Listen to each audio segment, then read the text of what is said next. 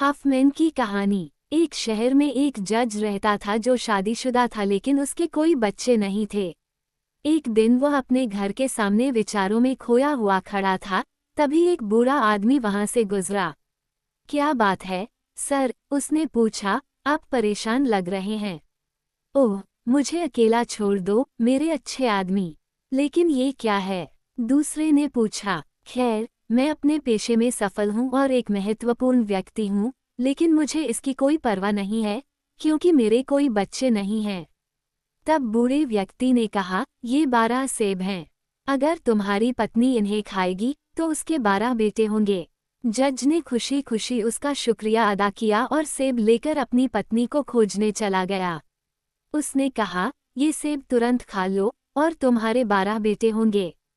सो वह बैठ गई और 11 टुकड़े खा गई, परंतु जब वह 12वें टुकड़े के बीच में थी, तब उसकी बहन आई और उसने बचा हुआ आधा टुकड़ा उसे दे दिया। 11 पुत्र इस संसार में आए जो बलवान और सुंदर थे, किंतु जब 12वां पुत्र पैदा हुआ तो वह उसका आधा ही रह गया। धीरे धीरे वे सभी बड़े हो गए और एक दिन उन्होंने अपने पिता से कहा कि अब समय आ गया है कि वह उनके लिए पत्नियां ढूंढे। पिता ने उत्तर दिया, मेरा एक भाई है जो दूर पूर्व में रहता है और उसकी 12 बेटियां हैं, जाओ और उनसे विवाह कर लो। इसलिए 12 बेटों ने अपने घोड़ों पर काठी लगाए और 12 दिन तक सवारी करते रहे, जब तक कि उन्हें एक बूढ़ी औरत नहीं मिल गई। युवकों, तुम्हें नमस्कार, उसने कहा, हम, तुम्हारे चाचा और मैं, बहुत समय से तुम्हारा इंतजार कर रहे हैं।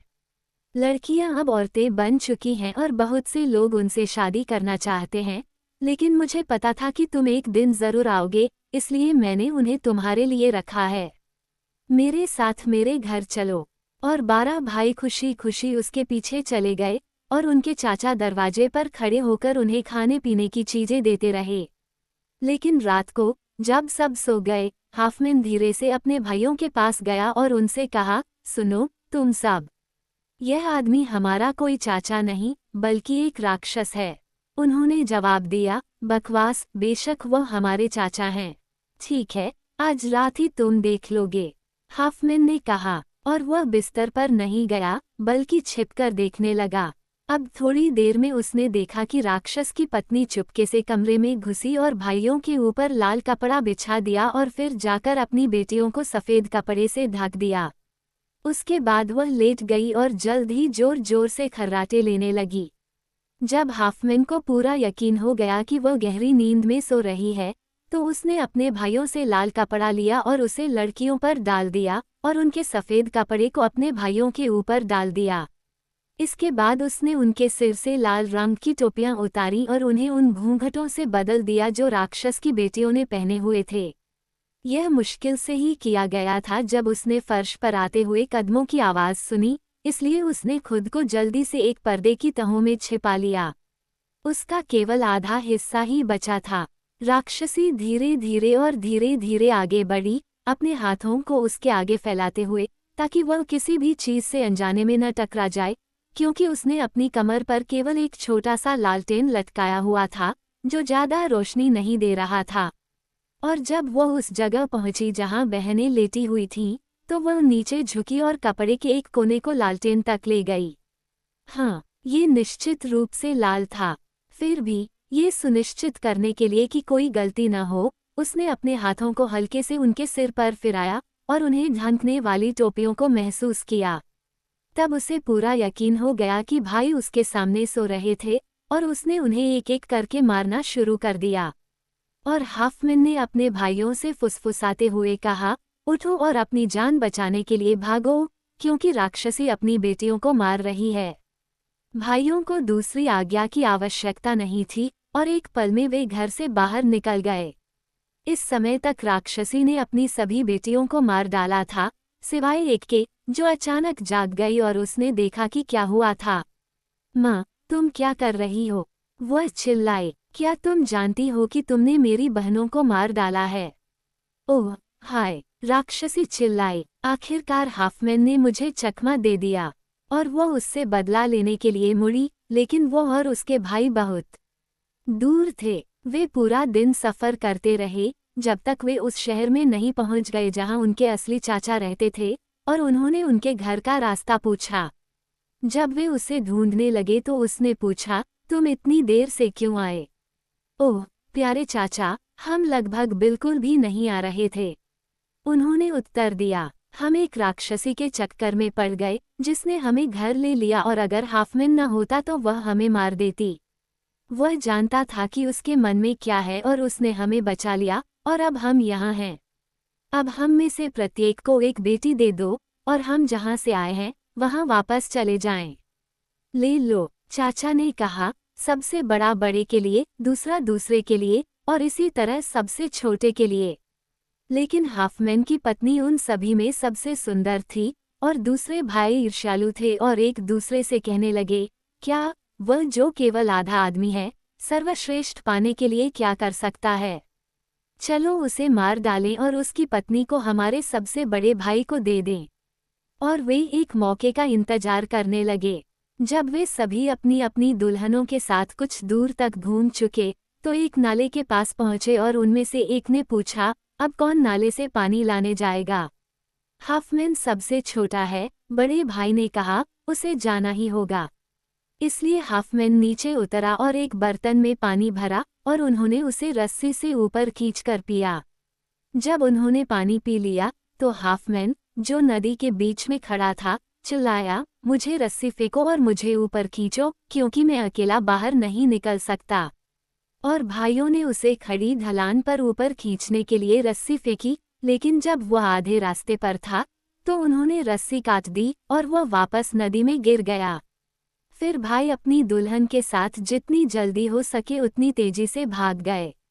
गिरने के कारण हाफमैन पानी में डूब गया, लेकिन इससे पहले कि वह नीचे पहुंचता, एक मछली उसके पास आई और उससे बोली, डरो मत हाफमैन, मैं तुम्हारी मदद करूंगी। और मछली ने उसे उथले स्थान पर पहुंचाया ताकि वह बाहर निकल सके। रास्ते में उसने उससे कहा, क्या तुम समझते हो कि तुम्हारे भाइयों ने, जिन्हें तुमने मृत्यु से बचाया था, तुम्हारे साथ क्या किया है? हाँ, लेकिन मुझे क्या करना होगा? हाफमैन ने पूछा। मछली ने कहा, मेरे तराजू में से एक ले लो और जब तुम खुद को खतरे में पाओ तो इसे आग में फेंक दो, तब मैं तुम्हारे सामने आ जाऊंगी। धन्यवाद, हाफमैन ने कहा और अपनी राह चला गया, जबकि मछली तैरकर अपने घर की ओर लौट गई। हाफमैन के लिए ये देश अजनबी था और वह बिना ये जाने कि वो कहाँ जा रहा है, इधर उधर भटकता रहा, जब तक कि अचानक उसे राक्षसी उसके सामने खड़ी दिखाई नहीं दी। आह हाफमैन, क्या मैं तुम्हें पकड़ पाया? तुमने मेरी बेटियों को मार डाला और अपने भाइयों को भागने में मदद की। तुम्हें क्या लगता है कि मैं तुम्हारे साथ क्या करूं? जो भी आपको पसंद हो, हाफमैन ने कहा। राक्षसी ने कहा, तो फिर मेरे घर में आओ, और वो उसके पीछे चला गया। देखो, उसने अपने पति को पुकारा, मैंने हाफमैन को पकड़ लिया है। मैं उसे भूनने जा रही हूँ, इसलिए जल्दी करो और आग जलाओ। राक्षस लकड़ियाँ लेकर आया और उन्हें इतना इकट्ठा किया कि चिमनी से आग की लपटें उठने लगीं। फिर वह अपनी पत्नी की ओर मुड़ा और बोला, सब कुछ तैयार है, चलो इसे जला दें। जल्दी क्या है, मेरे अच्छे राक्षस? हाफमैन ने पूछा, तुम मुझे अपने वश में कर सकते हो और मैं भाग नहीं सकता। मैं अब इतना दुबला हो गया हूँ कि मैं मुश्किल से एक और खा पाऊंगा। बेहतर होगा कि मुझे मोटा कर दो, तुम मुझसे ज्यादा आनंद लोगे। ये बहुत समझदारी वाली बात है, राक्षस ने उत्तर दिया, लेकिन कौन सी चीज आपको सबसे जल्दी मोटा बनाती है? मक्खन, मांस और लाल शराब, हाफमैन ने उत्तर दिया। बहुत अच्छा, हम तुम्हें इस कमरे में बंद कर देंगे और जब तक तुम खाने के लिए तैयार नहीं हो जाते तब तक तुम यहीं रहोगे। इसलिए हाफमैन को कमरे में बंद कर दिया गया और राक्षस और उसकी पत्नी ने उसे खाना ला कर दिया। 3 महीने के अंत में उसने अपने जेलरों से कहा, अब मैं काफी मोटा हो गया हूँ, मुझे बाहर ले जाओ और मार डालो। तो फिर बाहर निकल जाओ, राक्षस ने कहा। लेकिन हाफमैन ने कहा, आप और आपकी पत्नी को अपने दोस्तों को दावत पर आमंत्रित करने के लिए जाना चाहिए और आपकी बेटी घर में रहकर मेरी देखभाल कर सकती है। उन्होंने उत्तर दिया, हाँ ये अच्छा विचार है, तुम लकड़ी यहाँ ले आओ, हाफमैन ने आगे कहा, और मैं उसे छोटे छोटे टुकड़ों में काट दूंगा ताकि मुझे पकाने में कोई देरी न हो। इसलिए राक्षसी ने हाफमैन को लकड़ियों का एक ढेर और एक कुल्हाड़ी दी और अपने पति के साथ बाहर निकल गई तथा हाफमैन और उसकी बेटी को घर में व्यस्त छोड़ दिया। थोड़ी देर तक काटने के बाद उसने लड़की को पुकारा, आओ और मेरी मदद करो, वरना जब तुम्हारी माँ वापस आएगी तो मैं ये सब तैयार नहीं कर पाऊंगा। ठीक है, उसने कहा और लकड़ी का एक टुकड़ा उसके पास काटने के लिए रख दिया। लेकिन उसने अपनी कुल्हाड़ी उठाए और उसका सिर काट दिया और हवा की तरह भाग गया। थोड़ी देर में राक्षस और उसकी पत्नी वापस लौटे और उन्होंने अपनी बेटी को बिना सिर के पड़ा पाया और वे रोने और सिसकने लगे और कहने लगे, ये हाफमैन का काम है, हमने उसकी बात क्यों मानी। लेकिन हाफमैन बहुत दूर था। जब वह घर से भागा तो वह कुछ देर तक सीधे उसके सामने भागता रहा, सुरक्षित आश्रय की तलाश में, क्योंकि वह जानता था कि राक्षस के पैर उसके पैरों से बहुत लंबे थे और यह उसका एकमात्र मौका था। अंत में उसे एक लोहे का टॉवर दिखाई दिया जिस पर वह चढ़ गया। जल्द ही राक्षस दिखाई दिया, दाएं बाएं देखता रहा कि उसका शिकार किसी चट्टान या पेड़ के पीछे छिप न जाए, लेकिन उसे नहीं पता था कि हाफमैन इतना करीब है जब तक उसने उसकी आवाज नहीं सुनी, ऊपर आओ, ऊपर आओ, तुम मुझे यहाँ पाओगे। लेकिन मैं ऊपर कैसे आ सकता हूँ? राक्षस ने कहा, मुझे कोई दरवाजा नहीं दिख रहा है और मैं संभवतः उस मीनार पर चढ़ नहीं सकता। ओह, वहाँ कोई दरवाजा नहीं है, हाफमैन ने उत्तर दिया। तो फिर तुम ऊपर कैसे चढ़ गए? एक मछली मुझे अपनी पीठ पर उठा ले गई। और मुझे क्या करना होगा? तुम्हें जाकर अपने सभी रिश्तेदारों को बुलाना चाहिए और उनसे ढेर सारी लकड़ियां लाने को कहना चाहिए। फिर तुम्हें आग जलानी चाहिए और उसे तब तक जलने देना चाहिए जब तक कि मीनार लाल न हो जाए। उसके बाद तुम उसे आसानी से गिरा सकते हो। बहुत बढ़िया, राक्षस ने कहा, और वह अपने सभी रिश्तेदारों के पास गया और उनसे लकड़ियां इकट्ठा करने और उसे उस मीनार पर लाने को कहा जहां हाफमैन था। लोगों ने जैसा कहा गया था वैसा ही किया और जल्द ही मीनार मूंगे की तरह चमकने लगी। लेकिन जब उन्होंने इसे गिराने के लिए खुद को इसके खिलाफ फेंका तो वे खुद आग में जल गए और जलकर मर गए। और ऊपर हाफमैन बैठा था जो दिल खोलकर हंस रहा था। लेकिन राक्षस की पत्नी अभी भी जीवित थी क्योंकि उसने आग जलाने में कोई हिस्सा नहीं लिया था। ओह, वो क्रोध से चिल्लाई, तुमने मेरी बेटियों और मेरे पति और मेरे सभी लोगों को मार डाला है। मैं अपना बदला लेने के लिए तुमसे कैसे मिल सकती हूँ? ओह, ये बहुत आसान है, हाफमैन ने कहा। मैं एक रस्सी नीचे उतारूंगा और अगर तुम उसे अपने चारों ओर कसकर बांधोगे तो मैं उसे ऊपर खींच लूंगा। ठीक है, राक्षसी ने जवाब दिया और हाफमैन द्वारा नीचे गिराई गई रस्सी को बांध दिया।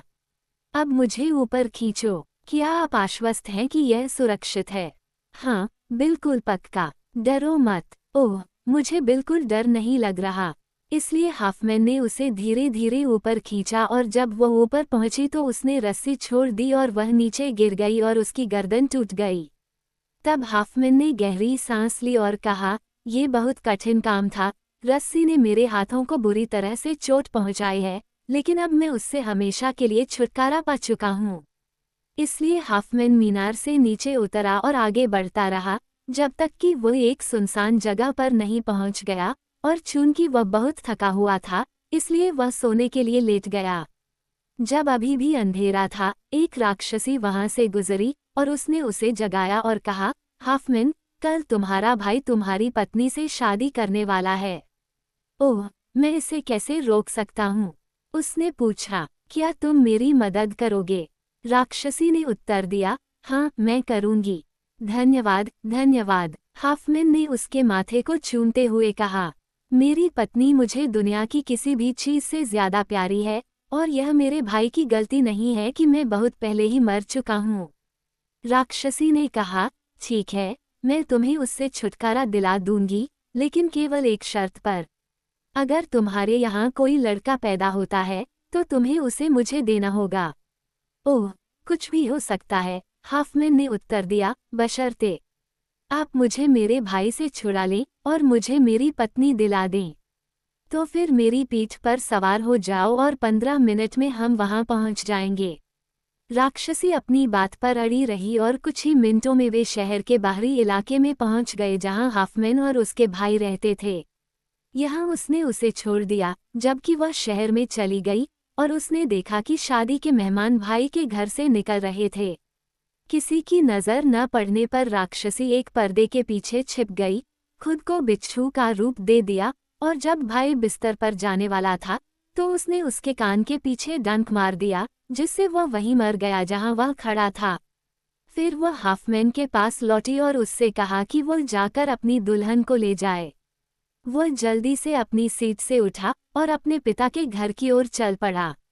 जैसे ही वह पास पहुंचा, उसने रोने और विलाप की आवाज़ें सुनी और उसने एक आदमी से पूछा, क्या बात है? न्यायाधीश के सबसे बड़े बेटे की कल शादी हुई थी और रात होने से पहले अचानक उसकी मृत्यु हो गई। ठीक है, हाफमैन ने सोचा, मेरा विवेक वैसे भी साफ है, क्योंकि यह बिल्कुल स्पष्ट है कि वह मेरी पत्नी का लालच करता था और इसीलिए उसने मुझे डुबोने की कोशिश की। वह तुरंत अपने पिता के कमरे में गया और पाया कि वह फर्श पर आंसू में बैठा था। प्रिय पिता, हाफमैन ने कहा, क्या आप मुझे देखकर खुश नहीं हैं? आप मेरे भाई के लिए रो रहे हैं, लेकिन मैं भी आपका बेटा हूँ और उसने मेरी दुल्हन को मुझसे छीन लिया और मुझे नाले में डुबोने की कोशिश की। अगर वह मर गया है तो कम से कम मैं तो जिंदा हूँ।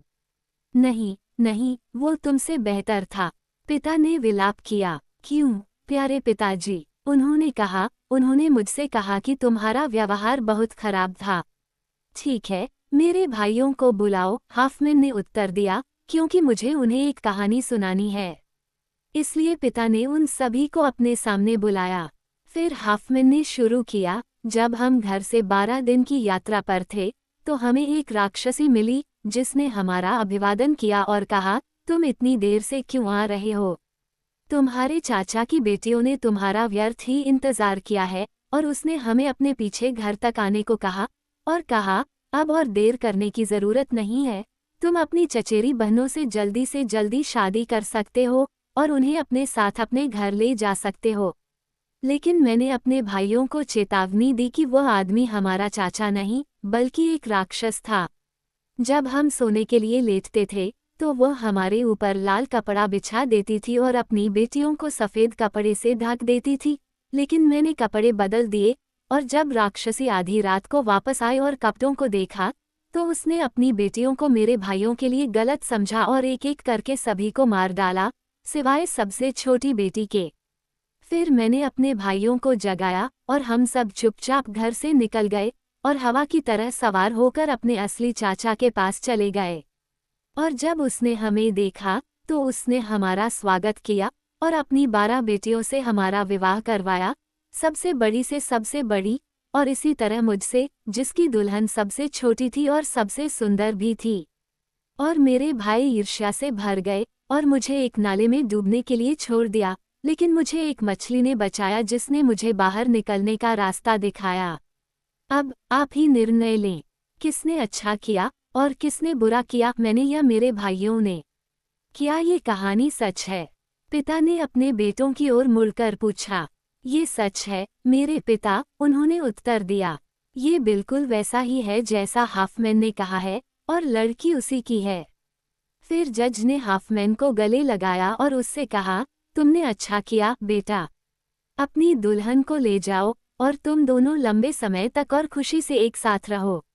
साल के अंत में हाफमैन की पत्नी को एक बेटा हुआ और कुछ ही समय बाद वह एक दिन जल्दी से कमरे में आई और अपने पति को रोते हुए पाया। क्या बात है? उसने पूछा। बात क्या है? उसने पूछा। हाँ, तुम क्यों रो रहे हो? क्योंकि, हाफमैन ने उत्तर दिया, बच्चा वास्तव में हमारा नहीं है बल्कि एक राक्षसी का है। क्या तुम पागल हो? पत्नी चिल्लाई। ऐसी बातें करके तुम्हारा क्या मतलब है? हाफमैन ने कहा, जब उसने मेरे भाई को मारने और तुम्हें मुझे देने का वचन दिया था तो मैंने वादा किया था कि हमारा पहला बेटा उसका होगा, और क्या अब वो उसे हमसे ले जाएगी? बेचारी औरत बोली। नहीं, अभी नहीं, हाफमैन ने उत्तर दिया, जब वो बड़ा हो जाएगा। और क्या वह हमारे सभी बच्चों की माँ होगी? उसने पूछा। नहीं, केवल यही एक, हाफमैन ने उत्तर दिया। दिन ब दिन लड़का बड़ा होता गया और एक दिन जब वह दूसरे बच्चों के साथ सड़क पर खेल रहा था, राक्षसी वहां आई। उसने कहा, अपने पिता के पास जाओ और उनसे यह बात दोहराओ, मुझे मेरी जमानत चाहिए, मुझे ये कब मिलेगी। ठीक है, बच्चे ने उत्तर दिया, लेकिन जब वो घर गया तो वह सब कुछ भूल गया। अगले दिन राक्षसी फिर आई और उसने लड़के से पूछा कि पिता ने क्या उत्तर दिया था। उसने कहा, मैं सब कुछ भूल गया। ठीक है, यह अंगूठी अपनी उंगली में पहन लो और फिर तुम भूलोगे नहीं। बहुत अच्छा, लड़के ने उत्तर दिया और घर चला गया। अगली सुबह जब वह नाश्ता कर रहा था, उसकी माँ ने उससे पूछा, बेटा, तुम्हें वह अंगूठी कहाँ से मिली? कल एक महिला ने मुझे ये दिया और उसने मुझसे कहा, पिताजी, मैं आपको बता दूं कि उसे अपना जुर्माना चाहिए और उसे यह कब मिलेगा। तब उसके पिता फूट फूट कर रोने लगे और बोले, यदि वह फिर आए तो तुम उससे कह देना कि तुम्हारे माता पिता ने उसे तुरंत अपना सब कुछ छोड़कर चले जाने को कहा है। इस पर वे दोनों फिर से रोने लगे और उसकी माँ ने उसे चूमा और उसके नए कपड़े पहनाए और कहा, अगर वो औरत तुम्हें अपने साथ चलने के लिए कहती है तो तुम्हें जाना चाहिए। लेकिन लड़के ने उसकी उदासी पर ध्यान नहीं दिया, वह अपने नए कपड़ों से बहुत खुश था। और जब वह बाहर गया तो उसने अपने साथियों से कहा, देखो मैं कितना होशियार हूँ, मैं अपनी चाची के साथ विदेश जा रहा हूँ। उसी समय राक्षसी उसके पास आई और उससे पूछा, क्या तुमने मेरा संदेश अपने माता पिता को दे दिया है? हाँ प्रिय चाची, मैंने किया। और उन्होंने क्या कहा? इसे तुरंत ले जाओ। तो वह उसे ले गई। लेकिन जब खाने का समय आया और लड़का वापस नहीं आया तो उसके पिता और माँ को पता चल गया कि वो कभी वापस नहीं आएगा और वे बैठ गए और सारा दिन रोते रहे। आखिरकार हाफमैन उठा और अपनी पत्नी से कहा, सांत्वना रखो, हम 1 साल इंतजार करेंगे और फिर मैं राक्षसी के पास जाऊंगा और लड़के को देखूंगा और देखूंगा कि उसकी देखभाल कैसे की जाती है। हाँ, ये सबसे अच्छा होगा, उसने कहा। साल बीत गया, फिर हाफमैन ने अपने घोड़े पर काठी लगाई और उस जगह पर पहुंचा जहां राक्षसी ने उसे सोते हुए पाया था। राक्षसी वहां नहीं थी, लेकिन यह नहीं जानते हुए कि आगे क्या करना है, वह अपने घोड़े से उतर गया और इंतजार करने लगा। आधी रात के करीब वह अचानक उसके सामने आ खड़ी हुई। हाफमैन, तुम यहाँ क्यों आए? उसने पूछा। मैं आपसे एक प्रश्न पूछना चाहता हूँ। ठीक है, पूछो, लेकिन मैं अच्छी तरह जानता हूँ कि मामला क्या है। आपकी पत्नी चाहती है कि आप पूछें कि क्या मैं आपके दूसरे बेटे को भी उसी तरह ले जाऊंगा जैसे मैंने पहले बेटे को ले लिया था। हाँ, यही बात है, हाफमैन ने उत्तर दिया। फिर उसने उसका हाथ पकड़ा और कहा, ओह, मुझे अपने बेटे को देखने दो, और वो कैसा दिखता है और क्या कर रहा है। राक्षसी चुप रही, लेकिन उसने अपनी छड़ी को जोर से धरती में घुसा दिया और धरती खुल गई और लड़का प्रकट हुआ और बोला, प्रिय पिता, क्या आप भी आ गए हैं? और उसके पिता ने उसे अपनी बाहों में जकड़ लिया और रोने लगे। लेकिन लड़का छूटने की कोशिश करता रहा और बोला, प्रिय पिता, मुझे नीचे उतारो। मुझे एक नई माँ मिली है जो पुरानी से बेहतर है और एक नया पिता जो आपसे बेहतर है। तब उसके पिता ने उसे बैठाया और कहा, मेरे बेटे, शांति से जाओ, लेकिन पहले मेरी बात सुनो। अपने पिता राक्षस और माँ राक्षसी से कहो कि वे फिर कभी मुझसे कोई संतान नहीं पैदा करेंगे। ठीक है, लड़के ने उत्तर दिया और पुकारा, माँ। यह क्या है? तुम मेरे पिता और माता के बच्चों को कभी नहीं छीन सकते। अब जब तुम मुझे मिल गए हो तो मुझे और कुछ नहीं चाहिए, उसने उत्तर दिया। तब लड़का अपने पिता की ओर मुड़ा और बोला, प्रिय पिता, शांति से जाए और मेरी माँ को नमस्कार कहिए और उससे कहिए कि वो और अधिक चिंतित न हो, क्योंकि वह अपने सभी बच्चों का पालन पोषण कर सकती है। और हाफमैन अपने घोड़े पर सवार होकर घर चला गया और अपनी पत्नी को वह सब बताया जो उसने देखा था।